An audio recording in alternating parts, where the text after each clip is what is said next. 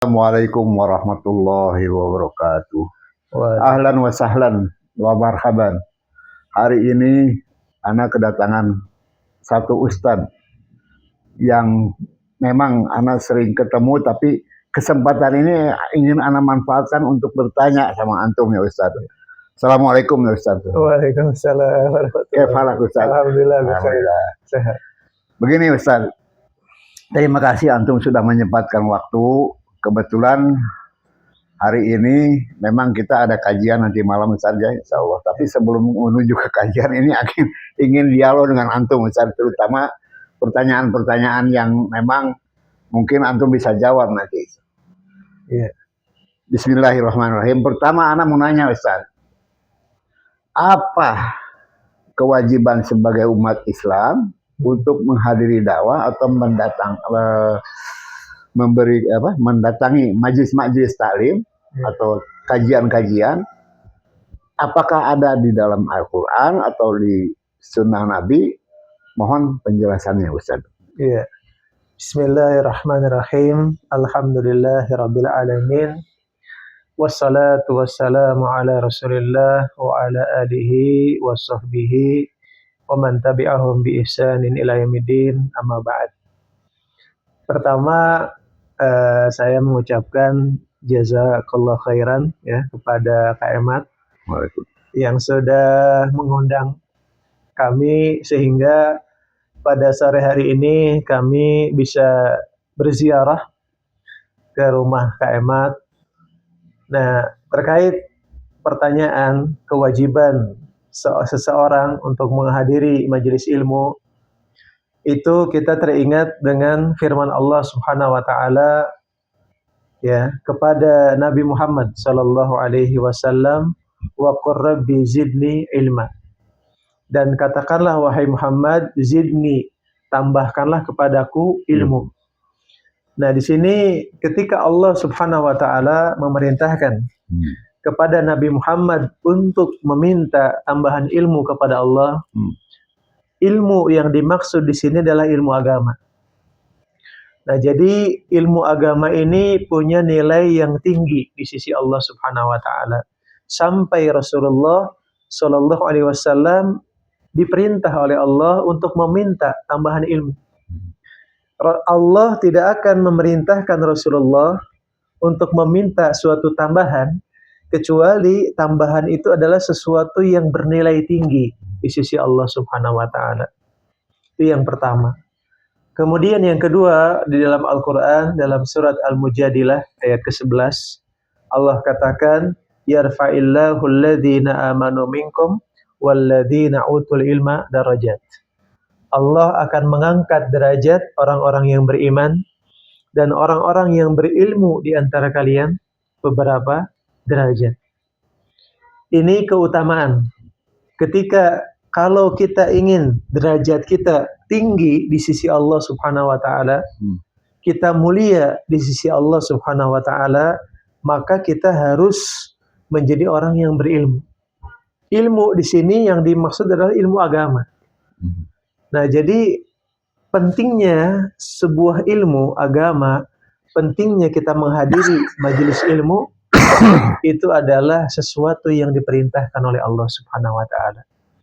Kemudian di dalam hadis Rasulullah SAW bersabda di dalam hadis yang diriwayatkan Imam Bukhari dan Imam Muslim dari sahabat Muawiyah bin Abi Sufyan. Rasulullah bersabda, "May yuridillahu bihi khairan yufaqihu fid din." Barang siapa yang Allah kehendaki kebaikan kepada seseorang, maka Allah akan fahamkan dia terhadap agama. Tanda cinta Allah Subhanahu wa taala kepada seorang hamba adalah Allah memberikan pemahaman kepada hamba tersebut tentang agama Islam. Ini tanda kecintaan Allah kepada seorang hamba. Kemudian di dalam hadis yang lain, dalam hadis riwayat Bukhari dari sahabat Utsman bin Affan radhiyallahu anhu, Rasulullah bersabda, khairukum man ta'allama al-Qur'an wa 'allamahu. Sebaik-baik kalian adalah yang belajar Al-Qur'an dan mengajarkan Al-Qur'an. Ini khairun nas, sebaik-baik manusia. Ya. Kemudian di dalam hadis yang lain Rasulullah bersabda, "Thalabul ilmi faridatun ala kulli muslim." Menuntut ilmu agama itu wajib bagi setiap muslim dan juga muslimah, baik muslim laki-laki ataupun muslim perempuan. Kemudian disebutkan oleh para ulama bahwa kebutuhan kita terhadap ilmu agama melebihi kebutuhan kita terhadap makan dan minum. Kalau dalam sehari kita makan 3 kali dalam sehari, maka menuntut ilmu agama harus lebih dari porsi, dari jadwal, Makan. dari kuantitas makan kita sehari-hari. Nah, dari dalil-dalil ini, dari Al-Quran, dari Sunnah, perkataan para ulama dapat disimpulkan bahwa menuntut ilmu agama wajib. Menghadiri majelis ilmu agama wajib. Dan ini termasuk perjuangan jihad di jalan Allah Subhanahu wa Ta'ala.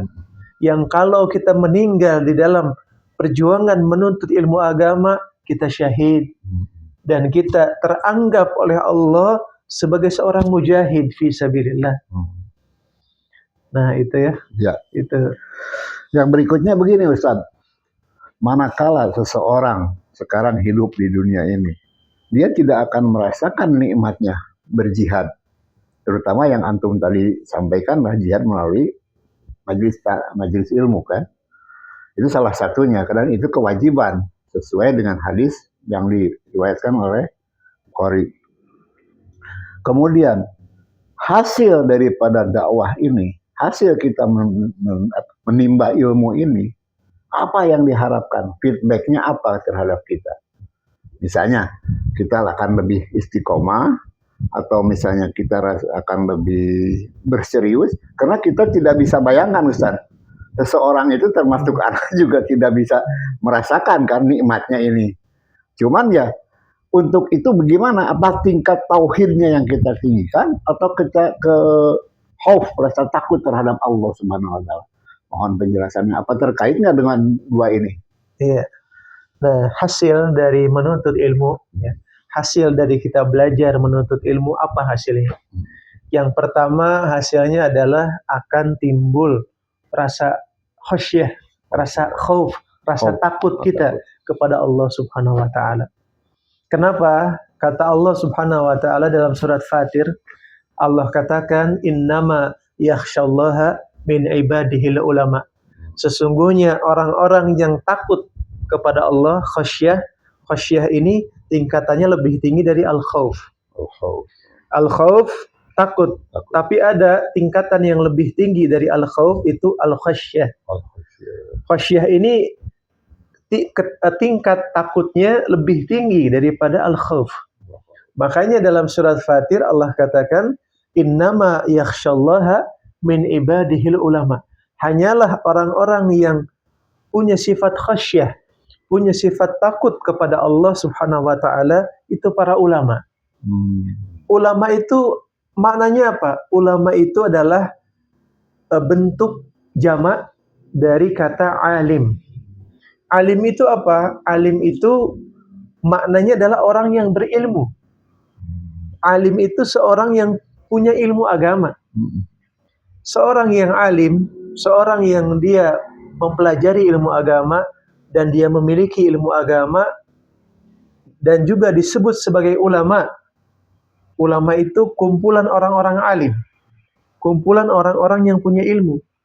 Akan timbul dari mereka, akibat dari ilmu yang mereka miliki, ilmu agama, akan timbul rasa khasyah, takut kepada Allah Subhanahu wa Ta'ala. Lebih tinggi dari khauf. Lebih tinggi dari khauf. Tingkatannya. Tingkatan khasyah ini. Kalau kita sudah takut kepada Allah, itu akan melahirkan amal. Dari ilmu akan melahirkan amalan.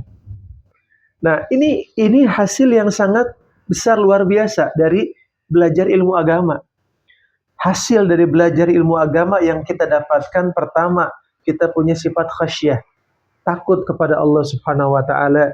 Yang sifat khasyah ini akan melahirkan amal, akan melahirkan kita beramal saleh. Di mana kebanyakan orang Sebaliknya, ketika kurang ilmu agama, ketika jarang hadir di majelis ilmu, ketika jarang melakukan kegiatan keagamaan, tidak belajar ilmu agama, otomatis kebiasaannya adalah malas dalam beramal saleh. Sebaliknya, karena apa? Kurangnya ilmu. Kurangnya ilmu. Jadi pendorong dia untuk beramal saleh sedikit, pendorongnya. Pendorong untuk melahirkan amal sedikit, karena pendorong untuk melahirkan amal saleh adalah ilmu. Ketika kita sudah tahu ilmunya, kita takut kepada Allah, maka ilmu itu akan melahirkan amal. Sudah melahirkan amal saleh tidak cukup, dan ilmu itu akan mendorong kita untuk watawasau bil haq, saling menasehati kepada kebenaran. Akan mendorong kita untuk mengajak orang lain. Mengajak orang lain kepada agama Allah Subhanahu wa taala. Dasarnya adalah ilmu. Dan juga kita tahu bahwa tujuan Allah menciptakan kita sebagai manusia. Dalam surat Az-Zariyat ayat ke-56 Allah katakan, "Wa ma khalaqtul jinna wal insa illa liya'budun." Tidaklah Allah ciptakan jin dan manusia kecuali untuk beribadah. Bagaimana kita bisa beribadah kepada Allah kalau kita tidak punya ilmu? Bagaimana kita bisa beribadah dengan baik dan benar kalau kita tidak punya ilmu?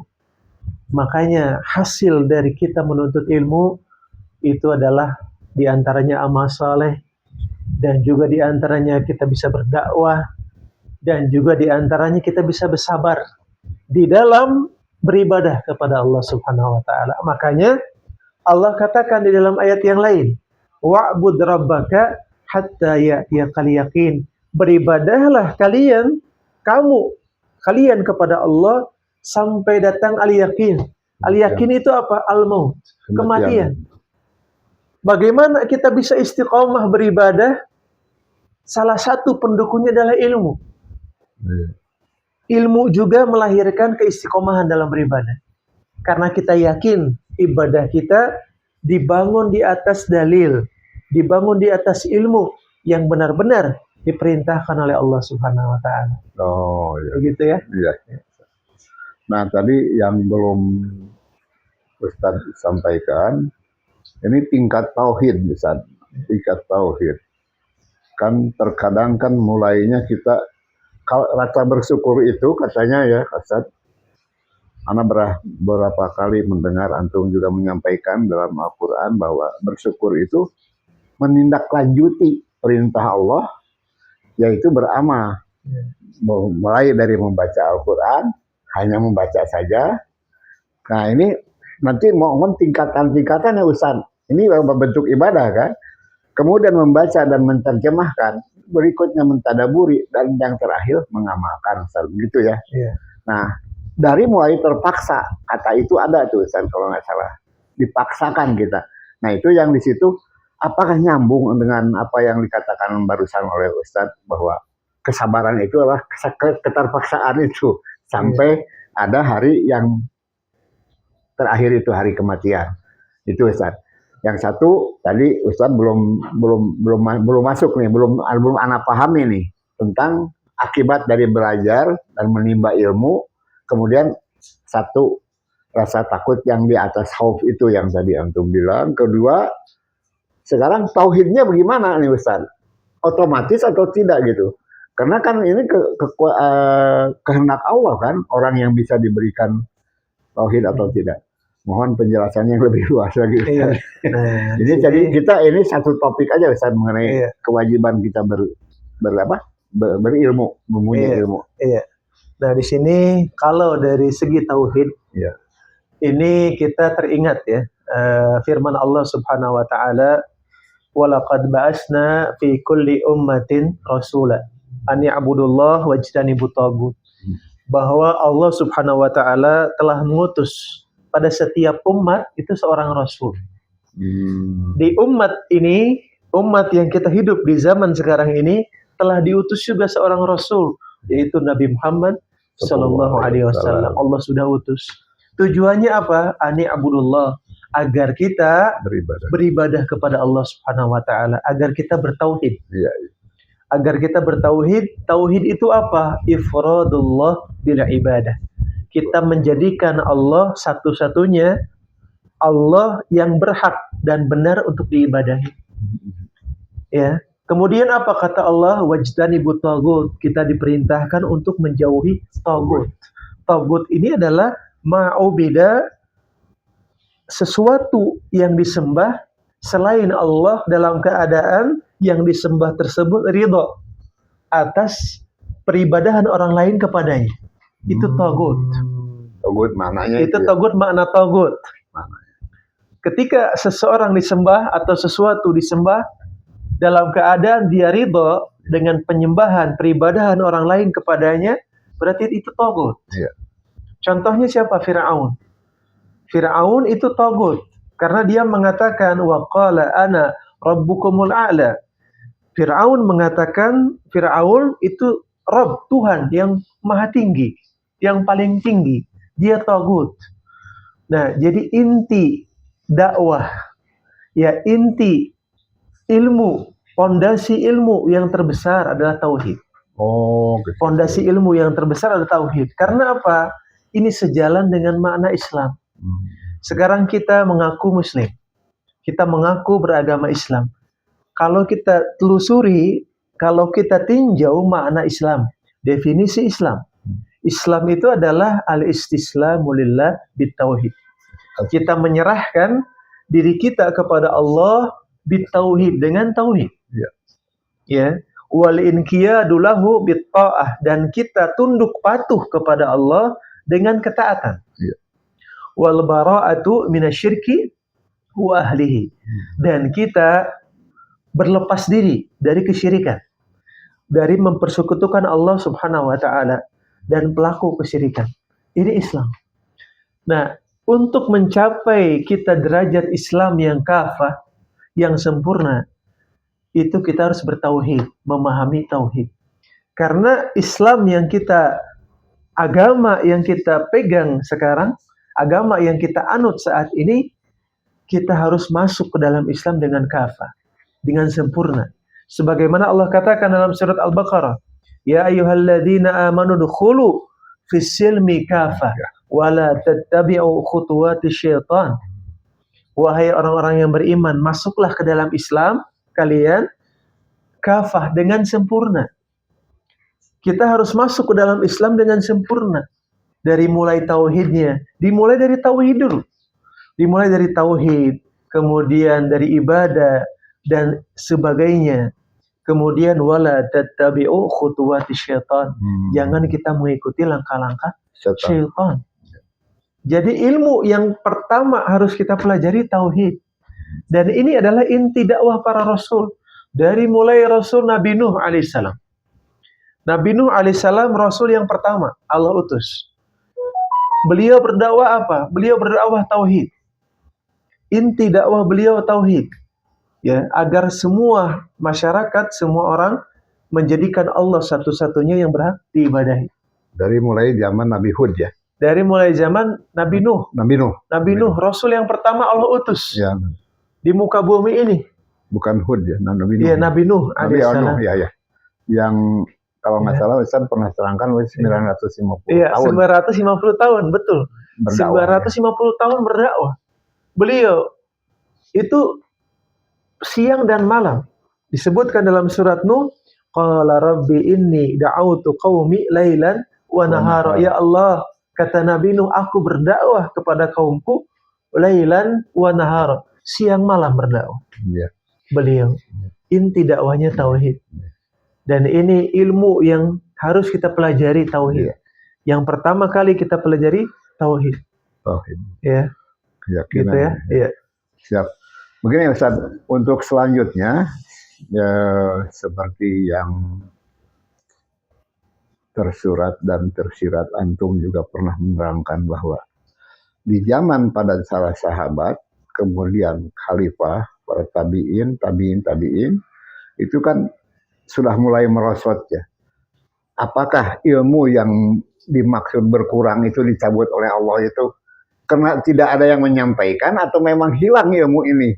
Karena kan kalau kita merujuk dengan hadis-hadis seperti Abu Hurairah yang perawi hadis yang terbanyak dari 7 orang tersebut, mereka juga belum Abu Hurairah juga belum semuanya dibuka itu. Nah sekarang dampaknya untuk orang masa kini seperti kita sekarang ini, Ustaz, tingkat tauhid itu bisa dinilai dengan apa, Ustaz? Yang tadi antum bisa meyakini dan yang Allah sebut apa di dalam hadis apa anak innal dina indallahil Islam. Yang diakui oleh Allah itu hanyalah agama Islam. Nah, sekarang apakah seseorang dengan menjalankan tepat waktu sholat, tidak tertinggal berjamaah, diwajibkan di masjid bagi laki-laki, kemudian dia berpuasa dengan baik, kemudian dia berhaji, kemudian dia menjalankan perintah-perintah Allah yang lainnya, itu termasuk sudah bertauhid atau termasuk takut sama Allah atau tidak? Iya.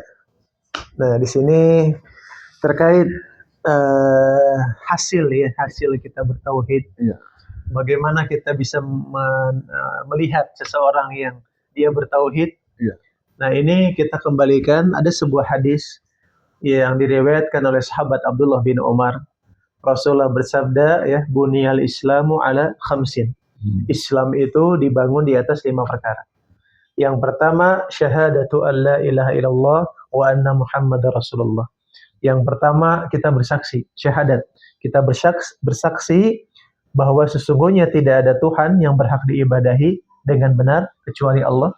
Dan kita bersaksi sesungguhnya Nabi Muhammad benar-benar utusan Allah. Itu yang pertama. Yang kedua, wa iqamis salah, mendirikan salat. Yang ketiga, wa ita'iz zakah, mengeluarkan zakat. Yang keempat, wa shaumi Ramadan, berpuasa di bulan Ramadan. Yang kelima, wa hajjil baiti, haji ke Baitullah, man istata'a ilaihi sabila, bagi yang diberikan kemampuan oleh Allah dalam perjalanannya, termasuk dalam hartanya untuk biaya keberangkatannya.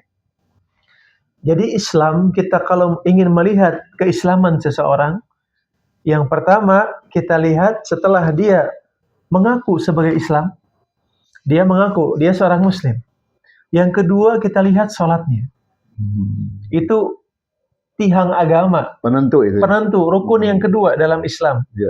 Jadi bangunan Islam yang pertama syahadat, yang Fondasi, kedua itu. sholat. Oh, iya. Nah, kedua sholat. Ketika dia mengaku dia Muslim, ya. Ketika kita tanya, kamu Muslim? Iya, saya Muslim. Kemudian kita lihat yang kedua, sholat. Kita lihat sholatnya bagaimana. Ya. Makanya di zaman Rasulullah Sallallahu Alaihi Wasallam, kalau mereka melihat seseorang tidak sholat di masjid berjamaah bersama mereka, mereka akan meragukan keislamannya, diragukan keislamannya. Ketika tidak sholat berjamaah bersama kaum muslimin di masjid, di zaman Rasulullah Sallallahu Alaihi Wasallam, itu diragukan keislamannya. Jangan-jangan dia seorang munafik. Karena apa? Disebutkan dalam hadis, ya, dalam hadis oleh sahabat Abu Hurairah radhiyallahu anhu, Rasulullah bersabda, ayatul munafik salasa. Tanda ciri kemunafikan, karakter munafik itu ada 3. Yang pertama, idza haddatsa kadzaba. Kalau dia berbicara, dia berdusta. Kenapa? Kalau dia sudah bersyahadat, sudah bersaksi bahwa Allah sebagai Rabb-nya, sebagai Tuhannya, dan dia sudah bersaksi bahwa Rasulullah sebagai utusan Allah, itu ada konsekuensinya. Konsekuensinya adalah dia harus menjalankan perintah 4 Allah. perkara lagi ya. Iya, dan harus menjalankan perintah Rasulullah. Perintah Rasulullah. Kalau dia tidak menjalankan, berarti dia kadzaba, dia berdusta atas saksinya itu. Iya. Atas dia saksi, dia sudah bersaksi, ya. Dia sudah berikrar kepada Allah. Iya. Ketika dia mengingkari kesaksiannya itu, berarti dia kadzaba, dia berdusta. Itu tanda kemunafikan. Ciri munafik, ciri orang-orang munafik yang pertama, idza haddasa kadzaba. Kalau dia berbicara, dia berdusta. Berarti kalau dia tidak menjalankan perintah Allah, Berarti dia berdusta kepada Allah, berdusta kepada Rasulullah Sallallahu Alaihi Wasallam atas ikrarnya, atas saksinya. Kemudian karakter munafik yang kedua, wa idza wa'ada akhlafa. Kalau dia berjanji, dia mengingkari. Dia sudah berjanji kepada Allah untuk menjalankan perintah Allah. Dengan syahadatnya itu. Dengan syahadatnya dia sudah berjanji kepada Allah. Dan dia sudah berjanji kepada Rasulullah Sallallahu Alaihi Wasallam untuk menjalankan perintah Rasul. Tapi dia mengingkari. Dia tidak lakukan perintah Allah. Tidak lakukan perintah Rasulullah. Itu karakter munafikin. Kemudian yang ketiga, karakter munafik idza tumina khana. Kalau diberikan amanah, dia berkhianat.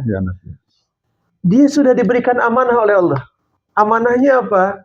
Menjalankan perintah Allah, menjalankan perintah Rasulullah. Itu amanah dari Allah itu untuk kita manusia. Bahkan Allah telah menurunkan Al-Quran. Kita diberikan amanah Al-Quran oleh Allah untuk kita menjalankan isi dari Al-Quran. Tapi kalau kita tidak menjalankan isi Al-Quran, berarti kita khana. Kita berkhianat terhadap Al-Quran, berkhianat terhadap Allah, berkhianat terhadap Rasulullah. Makanya kalau kita ingin melihat seseorang itu bertauhid, kita lihat bagaimana pengamalan dia terhadap agama, perintah Allah dan perintah Rasulullah. Kita lihat, kalau dia mengamalkan perintah Allah, mengamalkan perintah Rasulullah sesuai dengan tuntunan, ya, sesuai dengan aturannya, berarti dia orang yang bertauhid. Ya. Kalau dia bermalas-malasan, kalau dia tidak menjalankan perintah Allah, tidak menjalankan perintah Rasulullah, bahkan membenci, ya, itu berarti dia orang yang lemah imannya. Kalau dia masih Muslim, berarti lemah tauhidnya. Mengaku Muslim tapi lemah tauhidnya. Kita tidak katakan kafir, tidak. Kita tidak katakan kafir, tapi dia lemah dalam tauhidnya, lemah dalam imannya. Betul. Maka wajib dia untuk menuntut ilmu, wajib untuk belajar. Hukumnya wajib bagi orang-orang yang seperti itu. Bagi semua sebetulnya. Bagi semuanya. Bagi semua. Semua. Walaupun yang sudah bertauhid. Walaupun yang sudah bertauhid, wajib hukumnya. Wajib hukumnya. Semua kepada semua orang. Iya. Tapi itu lebih wajib. Itu lebih wajib. Lebih wajib lagi. Penekanannya lebih wajib untuk belajar ilmu agama kepada orang-orang yang masih belum bisa beramal dengan maksimal. Betul. Sholatnya masih jarang-jarang. Kemudian perkara-perkara yang lainnya juga jarang dilakukan. Membaca Al-Quran juga jarang. Ya, hadir di majelis ilmu jarang. Ya. Kemudian berpuasa juga jarang dilakukan. Tidak mengeluarkan zakat juga. Jauh dari ilmu agama. Tolong menolong juga tidak ada. Tolong menolong tidak ada. Jauh dari ilmu agama. Itu lebih wajib dia untuk belajar ilmu agama. Lebih wajib lagi. Bagaimana dia akan menjawab pertanyaan Allah Subhanahu wa Ta'ala nanti pada hari kiamat. Ya, atas usianya digunakan untuk apa? Jasadnya, fisiknya digunakan untuk apa? Hartanya dari mana dia dapatkan? Kemana dia belanjakan? Akan ditanya. Meskipun dia seorang yang kaya, seorang yang banyak harta, akan ditanya oleh Allah, akan dihisab, dihitung semuanya oleh Allah Subhanahu wa Ta'ala. Ya, begitu ya. Baik, selanjutnya mungkin ini yang berkaitan dengan mengajak orang untuk berdakwah, Ustaz. Untuk mengajak kembali kepada apa yang diperintahkan oleh Allah dan Rasul, dicontohkan oleh Rasulnya. Terutama begini, Ustaz. Apabila seseorang mengajak untuk ikut berdakwah, mengajak orang untuk berdakwah atau untuk mengajak orang menjalankan semua perintah Allah ini, yang 4 ini ya Ustaz, dari mulai syahadat kan konsekuensinya sholat, puasa, haji kan, ya, gitu. Nah ini cara metode apa yang paling tepat untuk mengajak mereka, Ustaz? Jangankan untuk orang lain, untuk di keluarga sendiri ya kita kadang-kadang kesulitan, Ustaz. Tolong nasihat dari antum, sebab pada zaman dulu itu tidak ada kata berhenti untuk berdakwah. Iya. Nah ini sekarang ini metode ini bisa diterapkan atau tidak? Bagaimana caranya, Ustaz? Iya. Tolong. Nah, di sini bagaimana cara kita mengajak ya? Mengajak. Nah, dasar kita mengajak adalah dari firman Allah Subhanahu wa taala dalam surat yang sudah kita hafal. Wa tawassaw bil haqq wa tawassaw bis sabr. Iya. Kita saling menasihati dalam kebaikan dan kita saling menasihati dalam kesabaran. Kesabaran. Kemudian Allah juga berfirman dalam ayat yang lain dalam Iya. surat Ali Imran. Iya. Wal takun minkum ummatun yad'una ilal khair Iya. wa ya'muruna bil ma'ruf wa yanhauna 'anil munkar wa ulaika humul muflihun. Dan hendaklah ada di antara kalian Iya. sekelompok orang yang memerintahkan kepada orang lain berbuat al-ma'ruf, kebaikan dan memerintahkan kepada orang lain untuk mencegah orang lain dari berbuat kemungkaran. Iya. Wa ulaika humul muflihun. Mereka itulah yang mengajak orang lain, yang sifatnya mengajak orang lain untuk kebaikan dan melarang orang lain dari kemungkaran. Wa ulaika humul muflihun. Mereka itulah orang-orang yang beruntung. Mereka itulah orang-orang yang sukses menurut Allah Subhanahu wa taala. Yang itu mengajak dasar, itu, yang mengajak itu dasar kita. Dasar kita mengajak orang lain adalah dalil perintah Allah Subhanahu wa taala.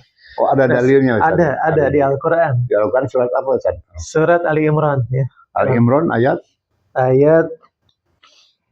Nah, di situ nanti ya kita cek lagi Iya, ayatnya. siap. Tapi sekitar ayat 100 ya. Di atas 100. Di atas 100 ya. Nanti kita cek lagi ayatnya. Nah, jadi di situ ada dalil, ada perintah Allah Iya. ya, untuk kita mengajak orang lain. Iya. Ya, jadi kita tidak semata-mata kita mengajak orang lain dalam kebaikan, tidak semata-mata inisiatif kita pribadi, tidak. Ini karena perintah. Ini perintah Allah kepada kita. Allah memerintahkan kita dalam keadaan. Ini masuknya hukumnya fardu kifayah atau wajib ini, Ustaz? Nah, ini hukumnya sebenarnya kalau secara umum ditinjau dari secara umum ini wajib. Hukumnya wajib bagi setiap orang. Mengajak. Untuk mengajak orang lain berbuat kebaikan, mencegah orang lain dari kemungkaran. Ini umum. Setiap orang harus melakukannya. Jadi kalau misalnya nih Ustaz, seseorang di lingkungan kita ini kita tidak pernah mengajak, kita kena hukum itu ya. Kita berdosa. Kita berdosa. Masya Allah. Nah, jadi kalau secara umum, secara umum, ini masuk hadis Nabi di situ.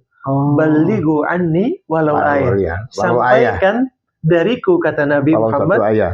Meskipun satu ayat. Betul. Ini umum ya. Ini pun menjawab ketika orang ada yang bertanya kewajiban dakwah itu untuk semua orang. Benar kewajiban dakwah untuk semua orang itu dalam lingkungan umum.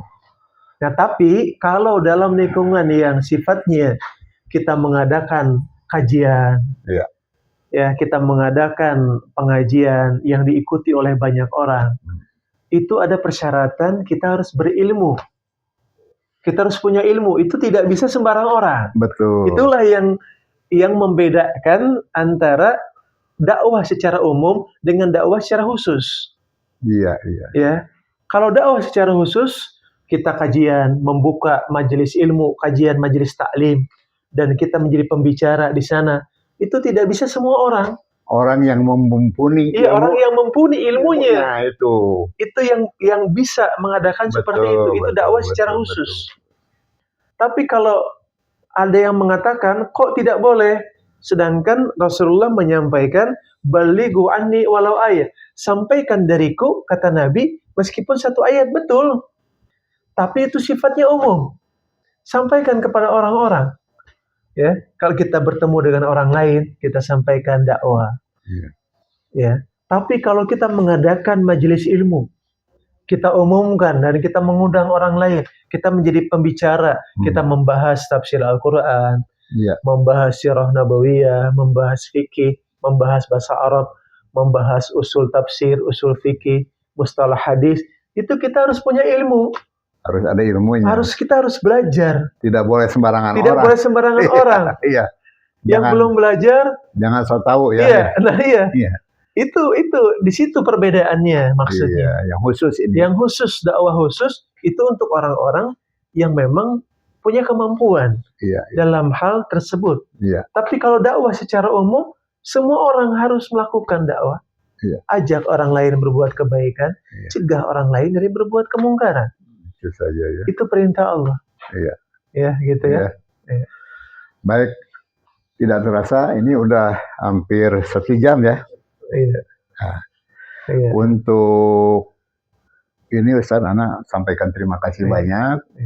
Ini yang baru dapat kita hadirkan. Mohon sebagai closing statement, pernyataan terakhir, Ustaz mohon nasihatnya untuk Ana dan untuk orang lain yang mendengar ini, yang melihat acara ini. Dan sekalian penutupan pertemuan Anda. Iya. Nah, untuk nasihat ya dari kami untuk para mendengar dan juga yang melihat kegiatan ini, ya insya Allah dimanfaatkan baik. Hal ini bisa bermanfaat untuk kita semua. Dan juga kami mengajak kepada setiap orang yang mendengar ajakan ini untuk kita berkumpul di majelis ilmu, ya. Di mana saja. Ya. Dan juga kebetulan pada hari ini insya Allah kita akan mengadakan majelis ilmu. Ya, pada hari Selasa ini insya Allah ba'da salat maghrib di Masjid Al-Ihsan. Ya. Nah, nanti insya Allah silahkan kalau ingin mengikuti, ya, kalian ingin mengikuti kegiatan kita di majelis-majelis ilmu yang kita hadirkan setiap hari, insya Allah Ta'ala silahkan manfaatkan majelis ilmu ini. Manfaatkan yang Allah berikan usia kita. Allah berikan usia kepada kita, Allah berikan kesehatan, Allah berikan waktu luang, dimanfaatkan dengan baik. Dimanfaatkan untuk ibadah. Salah satu ibadah yang terbesar adalah thalabul ilmi, menuntut ilmu agama. Ya, kami tunggu insya Allah, ya, dan mudah-mudahan kita berdoa kepada Allah Subhanahu wa Ta'ala, kita dikumpulkan di surga Allah Subhanahu wa Ta'ala. Amin. Amin ya rabbal Allahumma amin. Subhanakallahumma bihamdika asyhadu an la ilaha illa anta astaghfiruka wa atubu ilaik. Wassalamualaikum warahmatullahi wabarakatuh. Waalaikumsalam warahmatullahi wabarakatuh.